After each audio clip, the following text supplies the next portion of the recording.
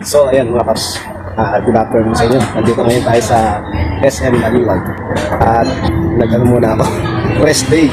Dahil sa layo nung binahe ko kahapon, 4 na oras, papunta ng Calamba, Laguna na birthday nung aking kasamahan dating guardia. So retired na siya, kaya yun, dalaw na. Kaya kasama ko yung apo ko. Nag-funding muna kami. No. At siyempre kasama rin yung asawa ko. Nandiyan siya sa labas. Yan. Nirest ko rin yung aking motor na ginagamit. Pina-change ko para bukas ng biyahe ko. Kondisyon. So, ayan.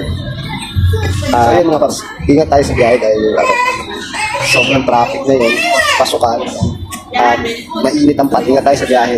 Daan-daan lang sa pagdadrive. So, baka gusto mo kong rider dyan. Rest naman. Pahinga. Right? Pag may time, bigyan natin ng pahinga yung ating katawan lupa. So, yun, diba? Napagod yun balong oras ay balikan. Alright? Hindi na nga ako kumuha ng pabalik na booking dahil nag-apon din ako ng oras. Dahil papasok pa ako na alas 6. Sakto naman yun. Parating din ako ng alas 6. Bago mag alas 6. Pag nakapasok pa ako. So, yun. Basta mga paps, ingat tayo sa biyahe. Yun lang, marami banding muna ako. Para bukas. Biyahe na naman tayo. Tapos, God bless ko sa inyo. Maraming salamat sa inyo. Banding na. Okay, thank you for watching.